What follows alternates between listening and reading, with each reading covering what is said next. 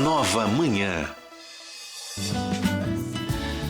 Ainda falando sobre saúde, mais um outro aspecto da saúde, a gente sabe que tem muita gente no Brasil, no mundo, que convive todos os dias com a dor, né? Pode ser uma enxaqueca, uma dor nas costas, uma dor muscular, enfim. E aí existem algumas doenças ou algumas síndromes que provocam dores muito, muito fortes. Uma dessas pessoas é a jornalista Gisele Chassot, e ela tem a síndrome de Ehlers-Danlos, ou Ehlers-Danlos. E para contar e compartilhar a experiência dela em relação a essa questão de sentir dor, ela criou um blog. Mas o blog tem também uma pegada ali de leveza. O blog se chama Dói, mas eu rio. A Gisele está aqui com a gente e vai compartilhar um pouco dessa experiência. Gisele, bom dia, tudo bem? Bom dia, Mauro. Tudo ótimo e vocês? Tudo bem, tudo bem. Gisele, explica um pouquinho pra gente o que é essa síndrome, como é que foi a iniciativa de criar esse blog. Bom, a síndrome de Ehlers-Danlos provoca uma falha na produção de colágeno. Não é que a gente não produza colágeno, a gente produz colágeno de uma forma errada, como se fosse um cimento de má qualidade. E aí as nossas articulações, elas são hipermóveis. Todas elas saem do lugar com muita facilidade, inclusive enquanto a gente dorme. E isso provoca muita dor.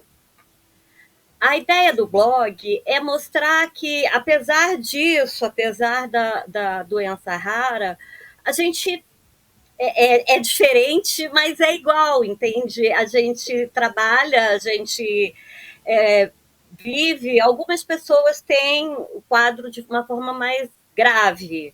A minha é a forma mais comum de Ehlers-Danlos, que é a hipermóvel. Então, assim, embora as minhas articulações saiam do lugar e eu sinta dor, eu consigo produzir, eu consigo trabalhar, eu consigo fazer praticamente todas as coisas que as pessoas fazem. Ela não me impede de nada. Ela existe, tá aí. Embora eu possa estar com a melhor cara do mundo, mas a dor existe, ela tá lá, tá sempre lá. Companheiro. Eu queria saber, há quanto tempo você convive com essa dor e quanto tempo você demorou? Porque eu acredito que toda doença rara, você demora um tempo até você descobrir o que de fato é. Como é que foi esse percurso? E você fala, a gente vive, né? A gente convive com a dor. Por exemplo, nesse momento, você tá com dor? Sim, sempre. Sempre. Mas, assim, a minha situação melhorou muito com a utilização do canabidiol. Assim, então, eu sou ferrenha defensora do canabidiol. Ele tornou as minhas dores completamente suportáveis. Né? Antes eu tinha que tomar medicação opioide, ou codeína, eu estava sempre meio chapadinha. Agora não, a medicação para dor já não é mais tão necessária. Né? Eu tomo a medicação regular e o canabidiol. E respondendo a tua pergunta, Michele, eu tenho... Quem tem Ehlers-Danlos normalmente tem desde o nascimento. Eu sempre fui uma menina com algumas características assim, que também são do Ehlers-Danlos, né? Eu caio com muita facilidade, porque se eu tropeçar, os meus músculos não dão sustentação para o corpo, esse tipo de coisa. E eu descobri há 2 anos, eu tenho 57. Caramba. Quer dizer, eu tive uma série de diagnósticos equivocados, eu tomei medicações erradas, até eu descobri uma especialista em dor aqui em Brasília. E assim que ela me viu, ela identificou os traços da doença. Caramba, imagina, você viveu 55 anos com algo que você sente diariamente que você nunca soube o que era. Isso, exatamente. A dor se manifesta de várias formas, inclusive, por exemplo, como enxaqueca. Eu sempre tive muito enxaqueca, desde criança. Mas depois foi o joelho. Mais ou menos aos meus 13 anos, eu comecei a sentir muita dor no joelho esquerdo. Aí você vai ao médico e o médico trata o joelho. Aí depois você começa a sentir dor no ombro, muita dor no ombro. Não deixou de sentir dor no joelho, mas você associa ao ombro. Aí você vai no médico e ele trata o ombro. Depois você descobre que o ligamento do seu tornozelo tá rompido. Você vai a um especialista em tornozelo e ele te diz: você não tem como, eu não tenho nem como operar o seu tornozelo porque eu não tenho onde ancorar. A gente não tem musculatura capaz de firmar,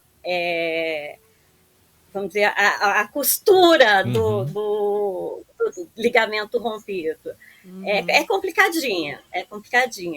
Mas, assim, tem formas muito mais graves, né? Tem gente que não consegue se alimentar, que precisa se alimentar por tubo, e essa é uma outra variação. Tem gente que pode ter problema de rompimento de aorta a qualquer momento. Então, assim, são 12 ou 13 subtipos da doença. Eu tenho mais comum. Oi. E, Gisele, para a gente já ir encerrando, conta um pouquinho mais do blog para a gente. Chama Dói Mas Eu Rio. De onde vem esse título? E ele vem de que necessidade? De mostrar que a dor, ela existe, mas ela não paralisa a pessoa? É isso. É exatamente isso, Mauro. Que você pode viver com dor e ser feliz, e produzir, fazer o que você gosta. Você controla, você tem como controlar. E que isso pode ser... Isso é a minha vida, e é a vida de 300 milhões de pessoas no mundo que convivem com doenças raras. E é uma forma de talvez ajudar, de alguma forma, as pessoas a entenderem ou pelo menos acender uma luzinha, dizer, é isso, então é isso que eu tenho, ou eu tenho uma doença rara, que chato, eu acabei de descobrir, mas olha aí, tem uma pessoa que vive com isso, que está quase na terceira idade, viveu a vida inteira assim, e tá rindo, porque assim, faz parte, é como ter olhos castanhos. Para mim é isso, é como ter olhos castanhos. Não vou dizer que é fácil, que ter uma doença rara é divertido, não vou minimizar. Não é fácil, mas dá para ser, entende? Dá para você ser, dá para você viver como... E a ideia do blog é mostrar isso, que você... que é a vida das pessoas, e que é assim, vambora. Oi, a gente agradece muito, Gisele, por você ter compartilhado com a gente um pouco da sua história, da sua experiência, e aí fica o convite para quem quiser conhecer mais. O blog se chama Dói Mas Eu Rio, e escreve tudo junto, Dói Mas Eu Rio, né? doimaseurrio.com, é isso, né? Tá, bem, a gente conversou com a Gisele Chassot, que é jornalista e criadora do blog Dói Mas Eu Rio. Gisele, muito obrigado, um bom dia para você, volte sempre aqui ao Nova Manhã. Eu te agradeço muito pelo convite, pela oportunidade de esclarecer um pouquinho. Obrigado. Tchau, Gisele, obrigada. Tchau, bom dia. Nova Manhã. Gira o Mundo. E vamos acionar o Rico Viana para saber os últimos destaques internacionais. Conta pra gente, Rico, bom dia.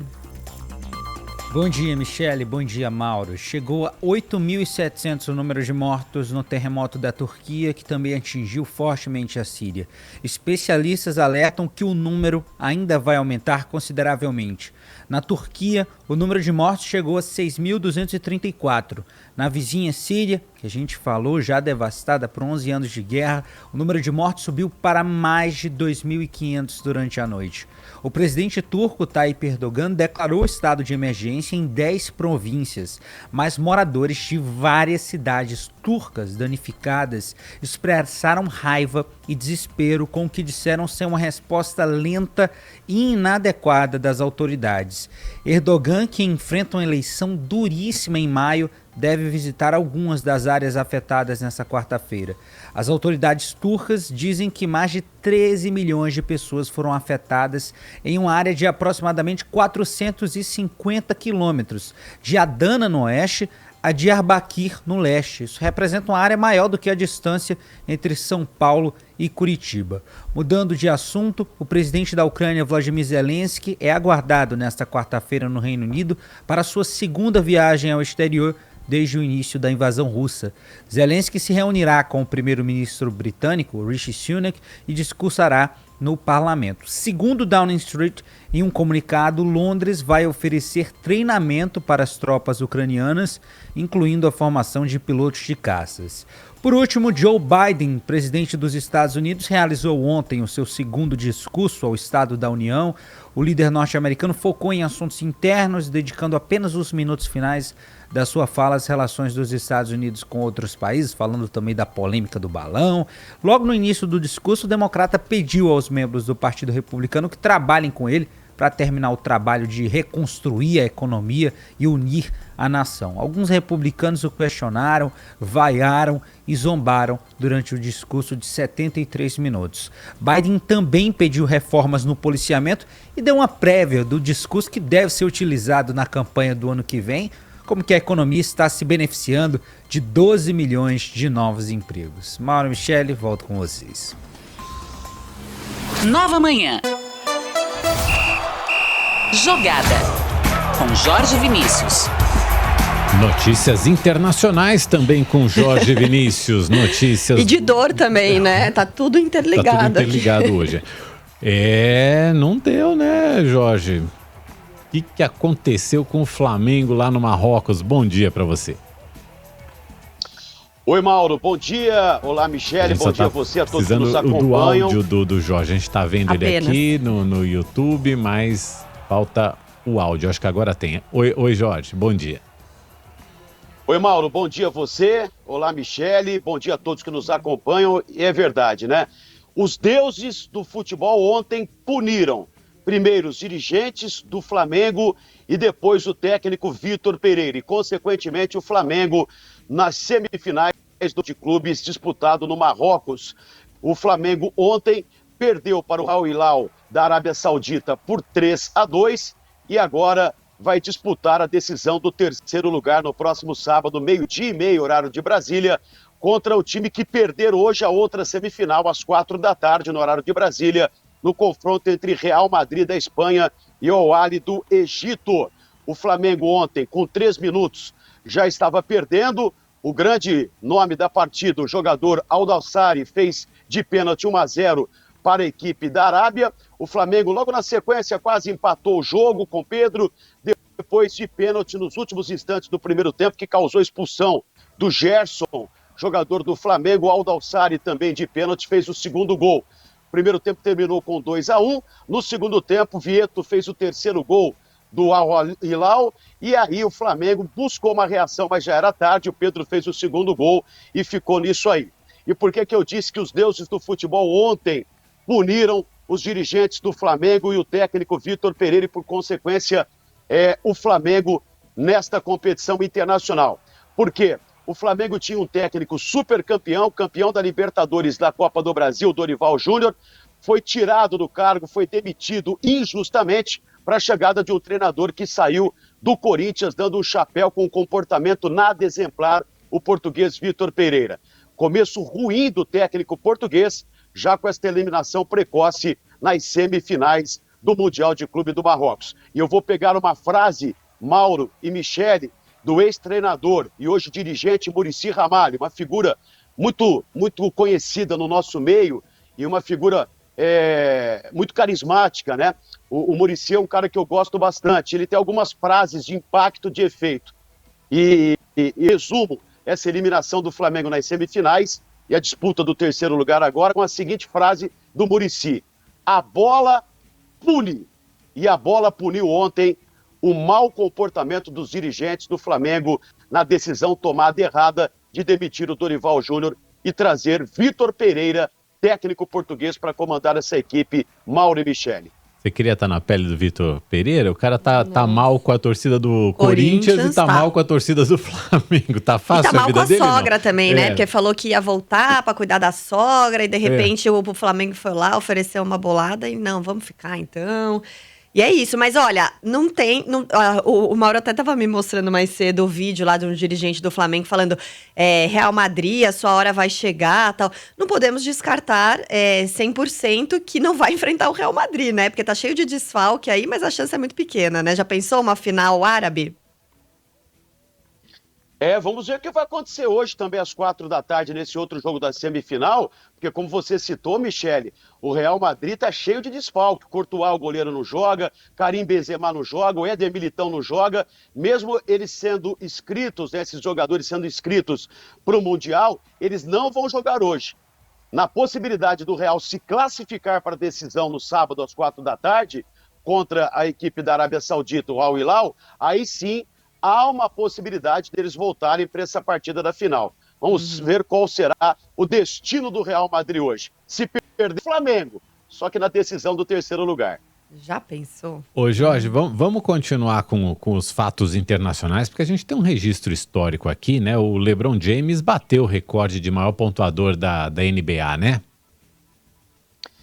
Pois é, o LeBron James precisava de 36 pontos para passar Karim Abdul-Jabbar, o maior cestinha da história da NBA de todos os tempos. O que aconteceu? Ontem, no jogo do Los Angeles Lakers, o seu time, ele fez 38 pontos, 2 a mais do que o necessário.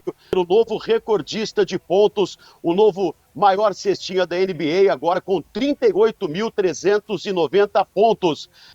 Ele fez festa em quadra, com a presença, inclusive, do Karim Abdul-Jabbar no ginásio, mas o seu time, o Los Angeles Lakers, acabou perdendo a partida, perdeu para o Thunder por 133-130. Derrota, portanto, num jogo marcado por um recorde, a derrota para o Oklahoma City Thunder por 133-130. Mas a noite foi de muita festa, só não foi completa porque o Los Angeles Lakers acabou perdendo, mas LeBron James é agora oficialmente o maior cestinha da NBA de todos os tempos, Mauro e Michele. Virou uma lenda. E Jorge, para a gente concluir os seus destaques aí dos campeonatos estaduais e também da Supercopa do Brasil, a Supercopa Feminina de Futebol. Bom, rapidamente aqui, naquela velocidade de forma, 7ª rodada do Campeonato Paulista, o São Paulo joga hoje contra o Red Bull Bragantino em Bragança às 7h30 e o Santos joga às 9h35 na Vila Belmiro contra o São Bento. Palmeiras e Corinthians entram em campo amanhã. No Campeonato Carioca, ontem um jogo disputado no estádio Mané Garrincha em Brasília e o Vasco até que conseguiu vencer no Campeonato Carioca, vitória contra o Nova Iguaçu. Pelo Campeonato Mineiro, o América empatou contra o Atlético 1-1 e o Cruzeiro, mais um vexame, tinha perdido no último fim de semana para o América Mineiro por 2-0, perdeu ontem no Estádio Independência em Belo Horizonte para o Pouso Alegre por 1-0. No Gaúcho, hoje o Internacional entra em campo contra o Caxias, jogo marcado para as 9h30, o Grêmio joga amanhã contra o Juventude. No campo cearense, o Ceará ontem venceu o Fortaleza no maior clássico do estado, 2-1 para o Vozão. Ceará e Fortaleza já estão garantidos nas semifinais do primeiro turno do Campeonato Cearense. E para a gente fechar, Supercopa Feminina de Futebol, semifinal, nós vamos ter hoje uma partida. O Flamengo joga no Sul Brasileiro em Niterói às 9h30 contra o Real Brasília do Distrito Federal e amanhã, na outra semifinal, o Corinthians, na Neoquímica Arena, recebe às 4h20 o Internacional de Porto Alegre, Mauro e Michele. Jorge Vinícius, obrigado por hoje. Amanhã o Jorge volta com mais notícias esportivas aqui no Nova Manhã. Bom dia para você, Jorge. Até amanhã, Mauro. Até amanhã, Michele, a todos que nos acompanham. Valeu. E o Felipe, nosso ouvinte, que tem boa memória e mostrou que é um ouvinte fiel, porque ele ouve mesmo o programa, ele falou assim, ontem o Mauro disse que se o Flamengo fosse campeão, o Palmeiras seria campeão mundial porque derrotou o Flamengo, né? Eu falei isso mesmo? Falou, temos nos arquivos. E aí o Felipe conclui, logo o Flamengo não ganhou e o Palmeiras... continua sem mundial. Que pena. Boa, Felipe. Obrigado por lembrar, hein, Felipe? São 6 horas e 56 minutos. Você segue aqui com a gente na sintonia da Nova Brasil FM. Você está ouvindo Nova Manhã. Adoro ouvintes com boa memória. Vamos junto aí nos 89,7. A gente conta aqui em São Paulo que o prefeito Ricardo Nunes deu posse ontem a 6 novos integrantes do primeiro escalão. O delegado e deputado estadual Bruno Lima vai ocupar a Secretaria de Inovação e Tecnologia. Henrico Missazzi vai para a pasta de Relações Institucionais. Fernando Chucre assume a Secretaria Executiva de Planejamento e Entregas Prioritárias. Takaharu Yamauchi será o presidente da SP Obras e João Curi Neto vai presidir a Coab. O coronel Álvaro Camilo será o subprefeito da Sé. Já o governador Tarcísio de Freitas nomeou José Vicente Santini, que foi assessor da presidência no governo de Jair Bolsonaro. Ele foi nomeado aqui em São Paulo como assessor especial do governador. Santini havia sido exonerado por Bolsonaro depois de um escândalo envolvendo um voo da FAB, mas depois ocupou outros cargos no governo federal.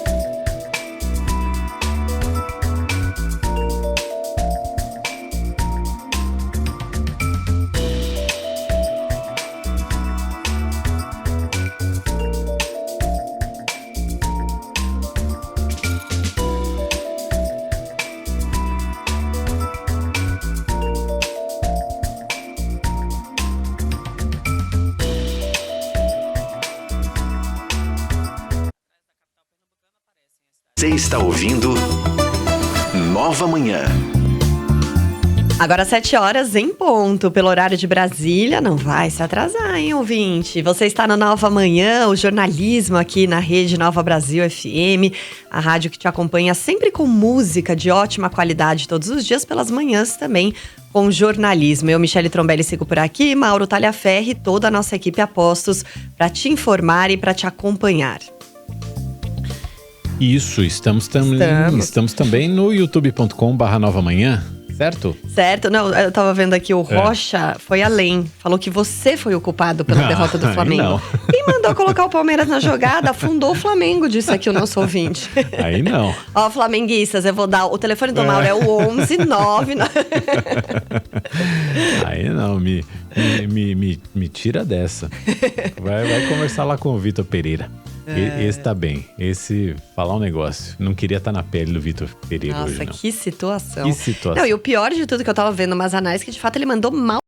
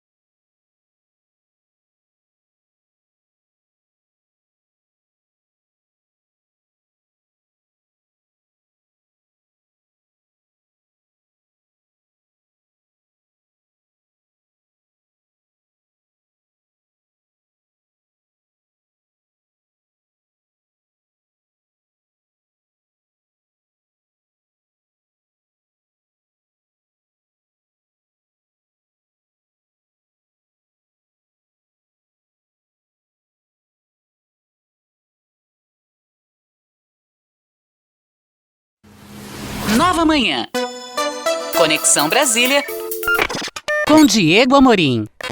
E a gente continua falando sobre esse 1 mês dos ataques à Praça dos Três Poderes. O Diego Amorim conversou com um importante integrante do governo federal e fala a respeito desse balanço, né? 1 mês depois daqueles atos terroristas na Praça dos Três Poderes, que atacando os três poderes. Bom dia, Diego. Exatamente, Michele. Bom dia a você, ao Mauro, a todo mundo que nos acompanha pela Nova Brasil FM em todo o país. Hoje completa-se 1 mês dos ataques à Praça dos Três Poderes. Você fez um balanço aí agora há pouco para o nosso ouvinte. Centenas de pessoas ainda permanecem presas aqui em Brasília, na Colmeia, no caso das mulheres, na Papuda, no caso dos homens. Já são também 5 fases da Operação Lesa Pátria, essa operação que dá continuidade às investigações, que vai para cima de quem praticou os atos do último dia 8 de janeiro, mas também de quem financiou e quem fomentou esses ataques à esplanada dos ministérios naquele dia, naquele fatídico domingo. A gente recebeu ontem aqui na Nova Brasil FM em Brasília o secretário nacional de Justiça, o advogado Augusto de Arruda Botelho, que fez um balanço com a gente também sobre esse um mês, né, o que aconteceu nesse um mês. Ele me disse, por exemplo, Mauro, Michele, ouvintes, que é preciso continuar com as investigações, mas que em algum momento vai ser necessária dar uma virada de página institucional, porque o país tem reformas importantes para fazer, no entender do Augusto de Arruda Botelho. Vamos ouvi-lo e vê-lo, quem estiver nos acompanhando com imagens, por gentileza. Nós temos que virar a página no sentido de implementar e começar a trabalhar, implementar as políticas e as reformas tão importantes que o Brasil precisa fazer. Essa parte do 8 de janeiro, a parte institucional, ela precisa de uma virada de página. Tá. A parte da investigação, jamais. Porque a investigação, ela continua.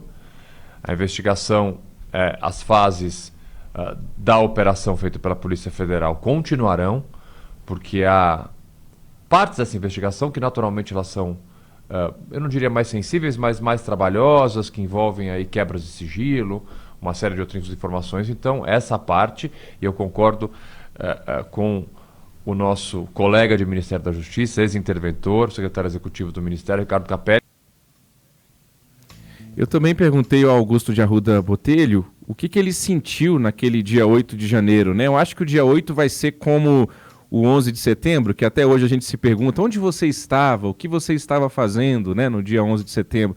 Todo mundo vai se recordar onde estava e como ficou sabendo daquele dia 8 de janeiro. E eu perguntei isso ao secretário nacional de Justiça, ele nos respondeu que sentiu medo, revolta e raiva. Vamos ouvi-lo, por gentileza. Medo, revolta, completa revolta. Não posso negar, em determinados momentos, muita raiva de ver as cenas e ver aquelas pessoas destruindo patrimônio público, atentando contra a democracia, não respeitando um voto democrático. Depois é uma sensação de necessidade de trabalhar para reconstruir. Nós já tínhamos, e qualquer pessoa que esteja dentro do governo federal sabe que tem um papel muito importante de reconstrução. Depois de 4 anos em que o Brasil, em muitos aspectos, teve áreas destruídas. Então a gente já sabe que a gente veio para cá para reconstruir. Mas eu acho que ninguém imaginava que essa reconstrução fosse passar por esse momento tão difícil como foi o 8 de janeiro. Por outro lado, e obviamente a gente não teria que passar por isso para que isso acontecesse, dá um gás, né? Dá um gás. Está todo mundo trabalhando com muito afinco, com muita vontade de acertar, com muitos projetos. Assim, é um momento, para qualquer cidadão, para qualquer brasileiro, um momento muito desafiador, mas de muita esperança. Muita esperança. Eu não poderia estar mais feliz onde eu estou.